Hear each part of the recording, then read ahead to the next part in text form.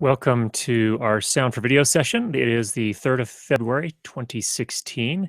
And in today's episode, we're going to talk a little bit about acoustic treatment and other strategies for monitoring, especially for those of us that are monitoring in our homes in usually small bedrooms. There are a lot of challenges with that. And let me dive in and talk about that. Now, before we do that,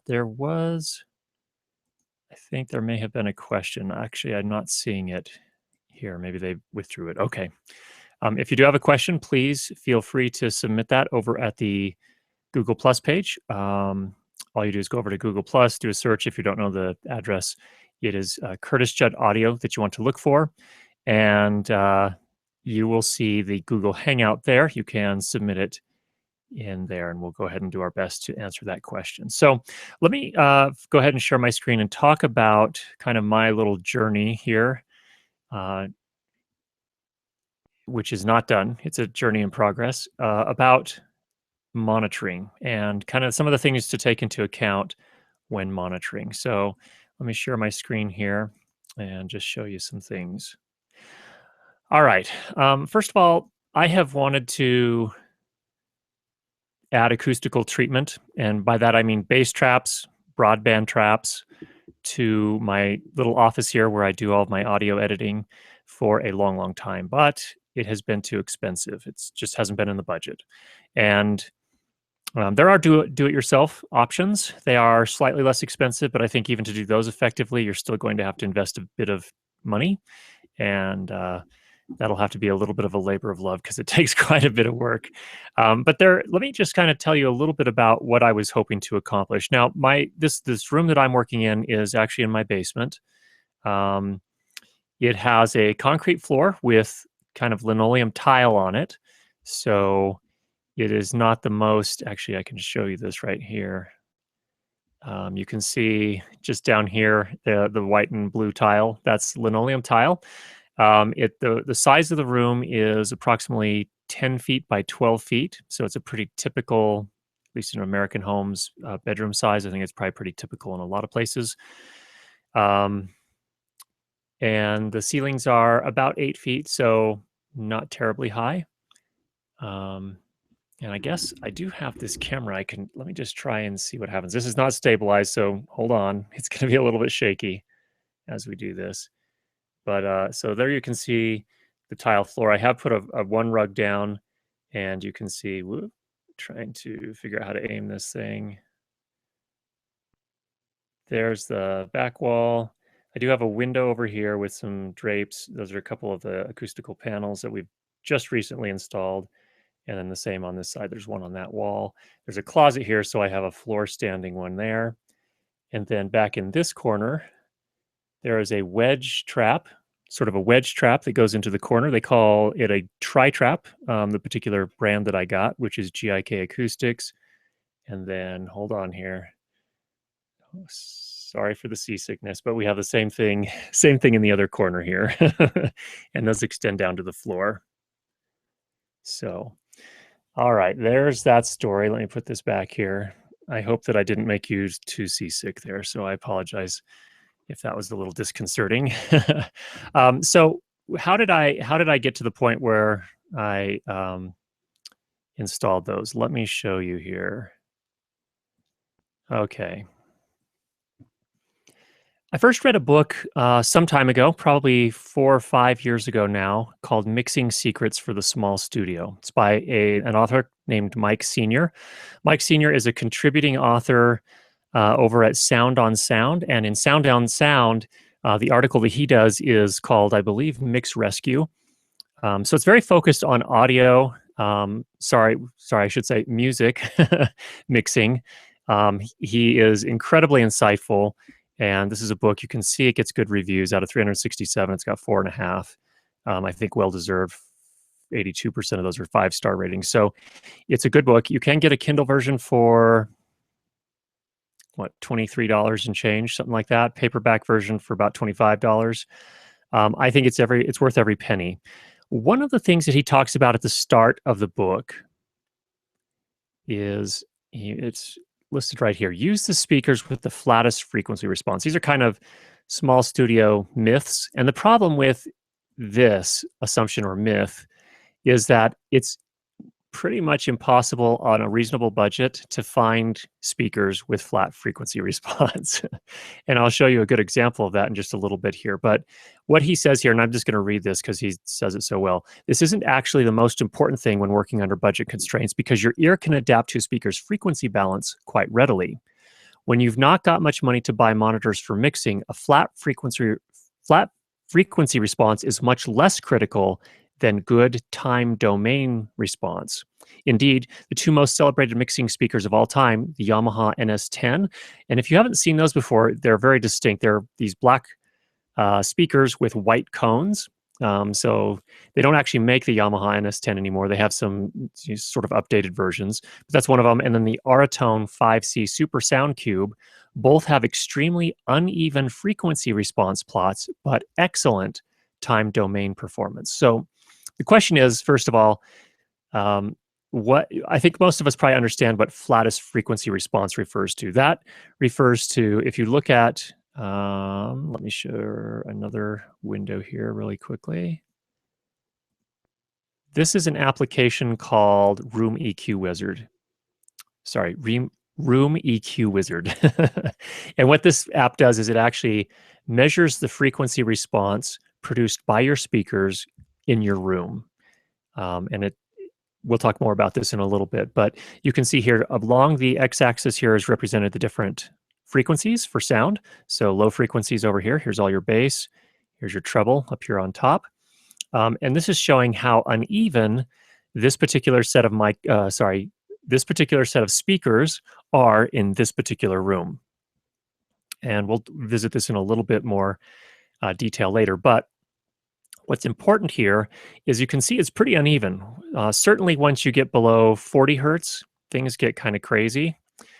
Even here between a little over 100 hertz, you can see there's a roll off. It comes to a dip at about 60 hertz, and then it kind of bumps back up at about 45 hertz, and then it comes back down. So this is a little bit messy. And furthermore, and perhaps more importantly, is this waterfall diagram. Now, what this represents here is that not only does this show the frequency response, that's what these peaks are, but the z-axis, the three-dimensional part here, the back to front, represents how long the sound in that particular frequency range persists over time. So this represents 300 milliseconds right here. So you can see here that these low frequencies in particular are kind of hanging around for a while. They don't go away very quickly. And that's what he means by time domain response.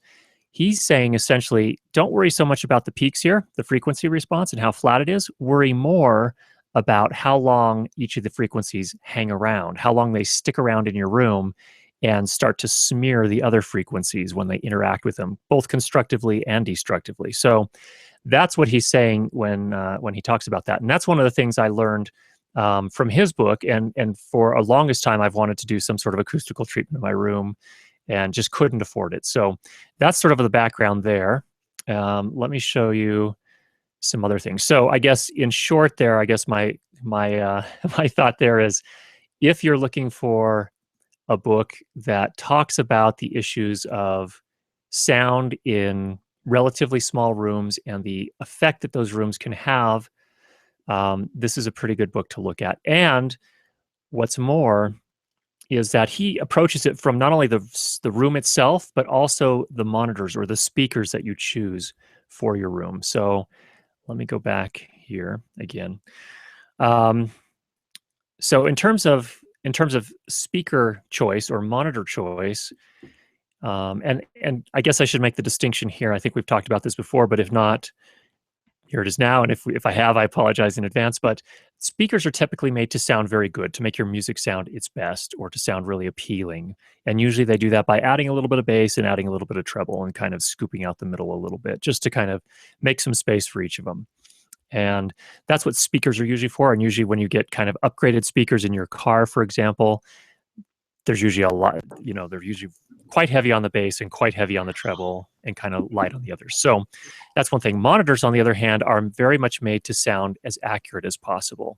And there are a couple of different ways they can go about that. So One of the things he spends a lot of time talking about is that when you're making a monitor choice, you're probably best off, if you're going to spend less than $1,500 US on a set of monitors, you're probably better off getting a set of monitors that do not have ports. Ports are the holes in them. So that's one thing, that kind of an interesting point that he makes there that's definitely worth looking into a little bit. And then he gives some examples. There are several on the market, and we'll talk about those perhaps in a future episode today. I don't want to get too much into monitors, but that's one thing to consider. So one of the other things is, of course, your room. And the company I ended up going with, and they did not sponsor me. I paid for this all with my own money. So I just happened to appreciate what they were doing. So I'm gonna kind of rely on their site, because they have a lot of educational material here as well. Is GIK Acoustics. They have a presence both here in the United States and in Europe. I don't know about the rest of the world, but I believe from Europe they can ship into a lot of places. You'd have to check that for sure. But the nice thing about this site that I think I'd like to talk about more here is sort of the educational material. And they talk about, obviously they sell acoustical panels, bass traps, broadband traps, all this other stuff. But the education I found really, really helpful. So for example, here, if you come to the site and you go under education, there's this room acoustics primer. I would definitely encourage you to take a look at that if you're interested in kind of getting the best sound out of your room. So that's one thing to consider. And of course, they, in a fairly concise way, they go through and talk about, acoustics in general, different types of treatment, whether that be fiberglass, rigid fiberglass, I should say, rock wool, foam, all these different types of materials that are typically used. How to test your room. And again, we looked at Room EQ Wizard just a second ago. We'll look at that in a little bit more detail in a little bit. Placing your speakers, which is very important. Room setup, which is important in terms of where you put your mixing desk, I guess. Understanding the test results. So actually, if you go to a manufacturer's website, they will usually list a noise reduction coefficient, understanding what that means. A lot of solutions involve applying an EQ to your speakers to fit your room, and they talk about some of the potential issues with this. You can do that, but treatment actually generally ends up doing a little bit better than EQ does. And then there are also some things about acoustic myths. So for example, kind of one of the most common ones is using this egg carton foam. It actually turns out in most tests that does not do very well. Foam products have some issues. Blankets and curtains and mattresses are really not good in terms of managing bass response. And that's actually one of the biggest things, is that most rooms tend to struggle most with the bass hanging around for a long time and interacting with the other frequencies and kind of smearing them. So that's kind of an interesting thing. So again, GIK Acoustics has some great educational material. They also had an article on the basics of room setup. So that's something you can do that doesn't cost you a lot of money in terms of actually where you put your mixing desk. You can do that for that's just some effort.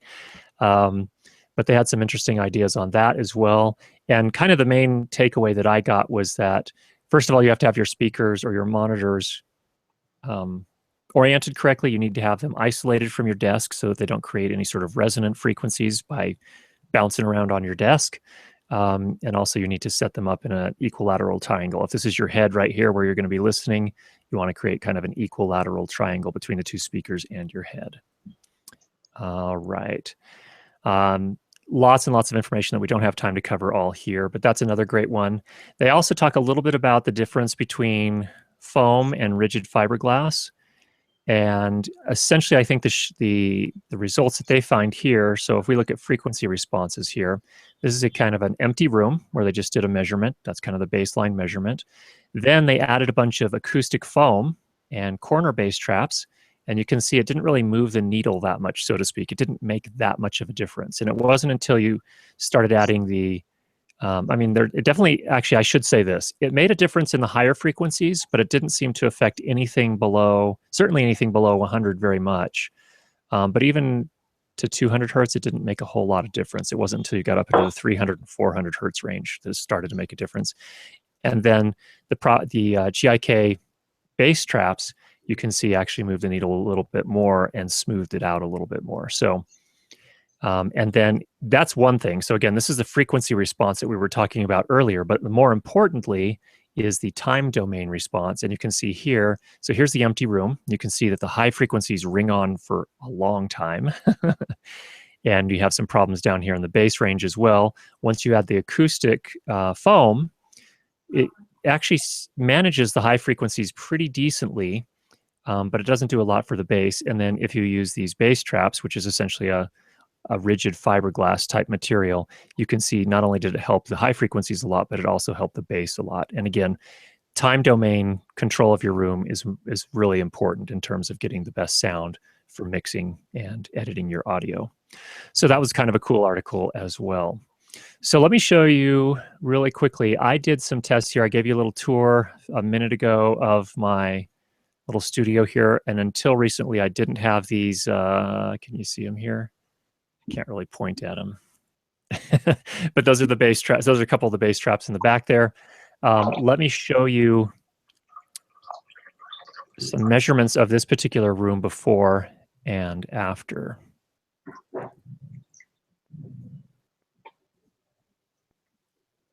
Okay. Here we go. We're sharing this here.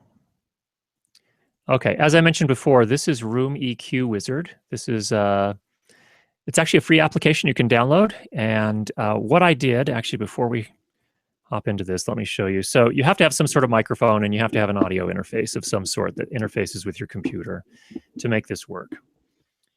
And I don't want to get too much into the gory details on that, but here, for example, what I used is Behringer makes a measurement microphone. It's an omnidirectional. Let's see if I can show that to you here. It's an omnidirectional condenser microphone made specifically for measurement. It is the Behringer ECM 8000. It is not a terribly expensive mic. I think this one was about $70 or so US. And it just comes with a mic stand, and a foam wind cover pretty much is it. So you hook that up to your audio interface. You have your monitors hooked up to your audio interface. The monitors produce a frequency sweep, and the microphone measures that frequency that sweep, not only in terms of how the frequency response, how much of each frequency it's capturing, but also how long each of the frequencies remain in the room before they decay. So that's what we're talking about here, and that's what I used. And then let me show you here the results here. So first of all, this is the measurement of the room before I applied any of the acoustical treatment. So this is just the empty room, bare walls, bare floor. Actually, on the floor, I did have the rug. That is the one thing I had in here for this pre-measurement or baseline measurement. And you can see we have some funny things going on here. Down in the bass range, we definitely have this strange hump at about 45 hertz. And I'll talk more about that in just a minute here, because even with the acoustic treatment, we weren't able to change that. So that's kind of an interesting finding. And then you can see here, we come through the various frequencies and we got a lot of up and down movement. And in fact, to be honest, in this case, we're actually smoothing it a little bit. This is what the actual measurement looked like, just straight up. Just to make it easier to compare the two, I went and smoothed it just a little bit. Okay, so that's before.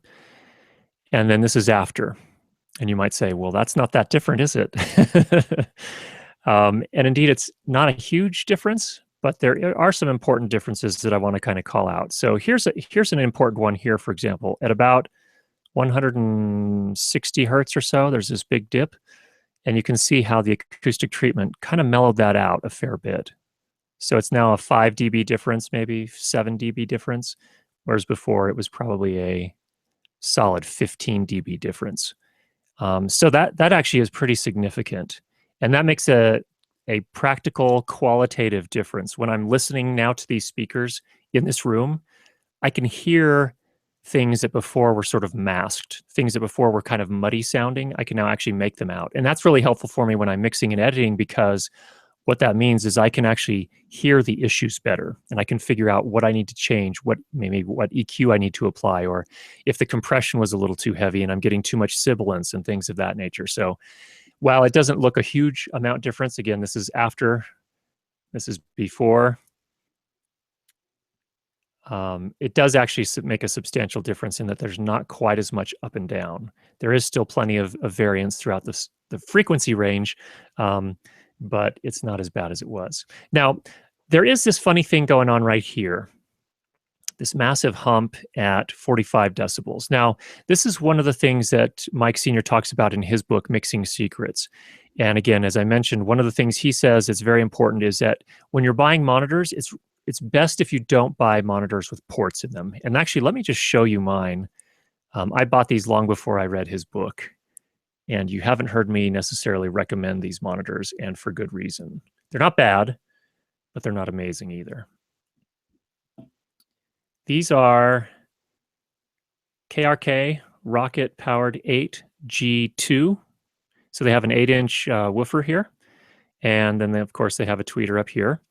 But what they also have is a port down here. This is a big hole. And you can see I have some socks stuffed in the hole. And some people would probably say, shouldn't do that. It wasn't designed to be used that way. And indeed, they're right. It was not designed to be used that way. But in fact, I do that. And that was actually Mike Sr.'s suggestion. Here's the problem. There are lots of problems with ports. And if you're really interested, I would suggest you read, take a look at his book, whether check it out at a library if it's available or buy it or whatever. But there are a bunch of problems with ports. And first of all, let me explain. The reason that manufacturers put ports on their monitors is because they can then produce bass energy at a lower frequency. So that's an enviable thing. Everyone wants to have more bass in their speakers. And there are problems with that, however. As we saw in the waterfall charts, and let me show you those again here. Let me show you the actual waterfall charts for before and after. In this particular room, we'll go to waterfall. Here is the after chart, and you can see that with the exception of this one funny thing we've got going up here at 20 kilohertz, everything else seems to decay at about 120 milliseconds or 180 milliseconds. So between here and here, which is fantastic. Before, that wasn't the case. You can see after 300 hertz, a lot of the bass energy, even up into 10 kilohertz and 12 kilohertz and 14 kilohertz, were all ringing on. They were all continuing. They were persisting in the room. And the problem with that is that because that energy is still there, it's actually interacting with the new sound that's coming out of your speakers, 300 milliseconds later. And it's actually either boosting frequencies or cutting frequencies in, I wanted to say random ways. It's not random ways, but it's, based on all the physics of your particular room and your speakers. It's creating interference. And the result of that is that you can't hear as well. Things get sort of muddied up. And you can't make out specific frequencies as well. And I imagine those of you that have tried to do some post-processing before have kind of, probably at one time or another at least, struggled with that. You're like, I can't really tell. There's something funny, but I can't exactly tell what it is. And this could be one contributing factor. So again, here's after, and you can see it makes a pretty significant difference.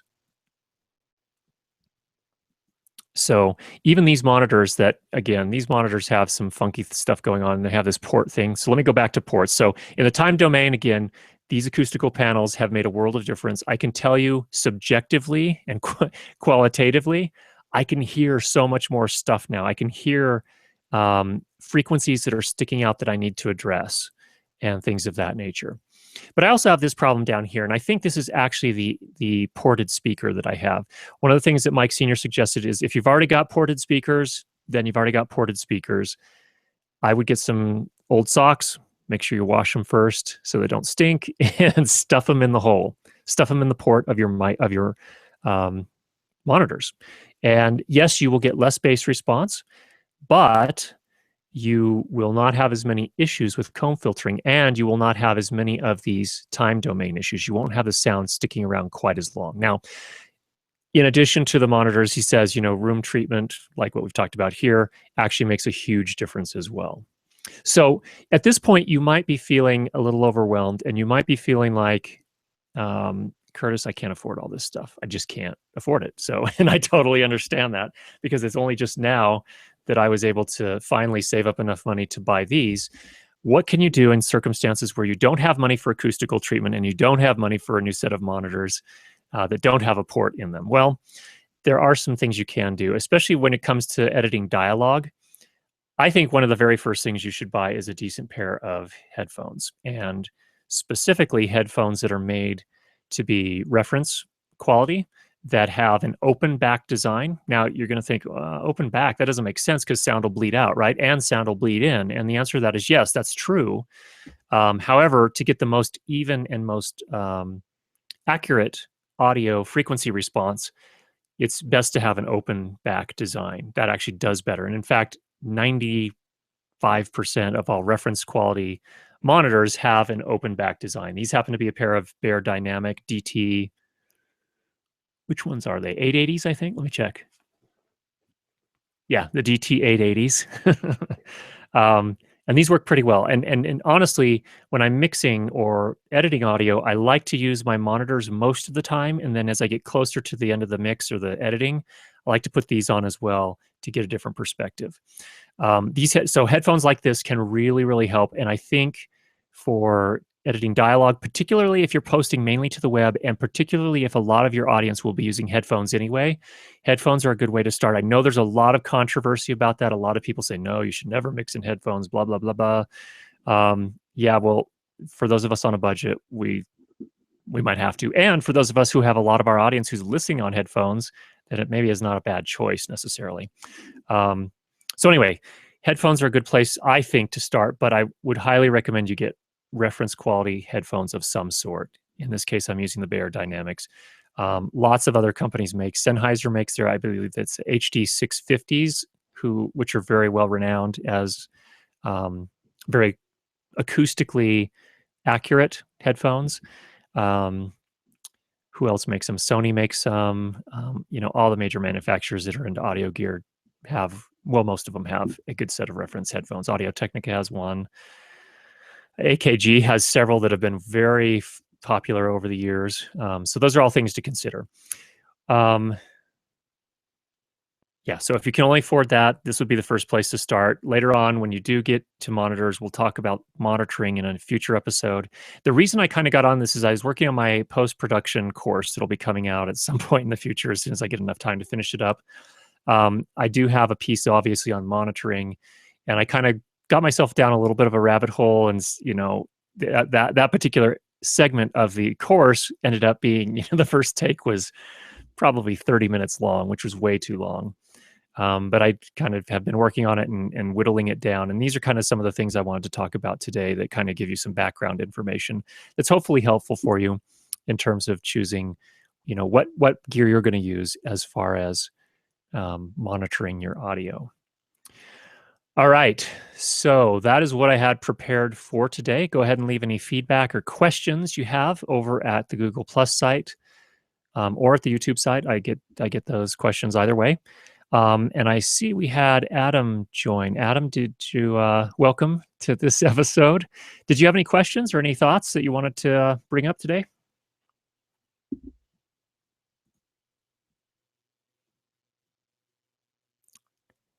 Not hearing you, Adam. Okay, no worries. Thanks for joining us today. Thanks everyone for joining us today. Again, if you do have questions, love to hear those down below. And thanks again for all of your support in doing these sessions. I really appreciate the opportunity to do this. It's a lot of fun. I'm learning tons. I hope you are too. And we will talk to you again next week. Take care, everybody.